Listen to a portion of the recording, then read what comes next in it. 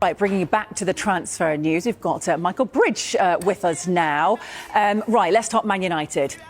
Are they edging closer to getting their second signing off the summer then? Well, there was a development last night, Hayley. They've made an improved offer of more than £60 million for Bryan Mbeumo. We know they had a bid rejected a few weeks ago, around £45 million plus £10 million in add-ons. We will wait to see if this latest offer will be enough to prize a player away who was absolutely phenomenal under Thomas Frank last season. But Thomas Frank maybe being the key name there. He's no longer going to be the Brentford head coach, of course. He is at Tottenham.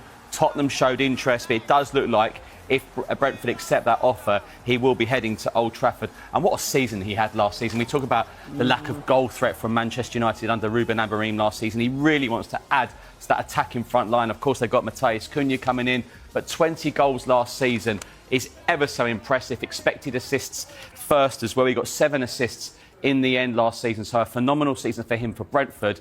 Can he match those numbers at Manchester United? If he joins the club, we'll wait and see. Yeah, because we did think maybe he could be linking up with, of course, Thomas Frank. He could have been going to Tottenham. They wanted him, but who can they maybe turn their attentions to? Well, there's certainly some real talent still Tottenham are looking at. He was one of a number of players Spurs have discussed ahead of the new season. Anton Semenyo is one name we know that as a player they like.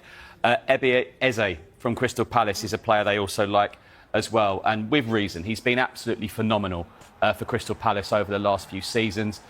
Starring role in the FA Cup final. Look, it's not going to be easy to prize away Eze from Crystal Palace. They've just won the FA Cup.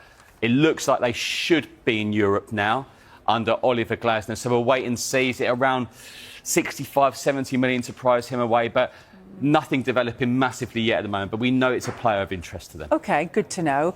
Right, can you bring us up to date with what's happening with Jordan Henderson and his future? Yeah, really interesting one, this. We brought you this a few hours ago here on Sky Sports News. Now, one of our producers doing the perfect shot here, England training, because he needs a great season to secure his place in Thomas Tuchel's World Cup squad.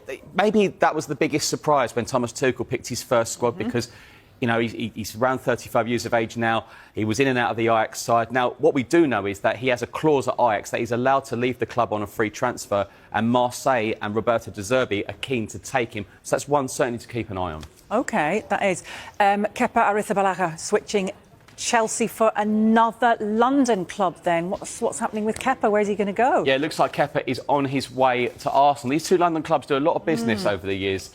And it looks like Kepa, who's going to fight for the #1 place for David Raya if that move does go ahead. Arsenal had Neto on loan from Bournemouth last season. He'll be back at Bournemouth. And Kepa, of course, who's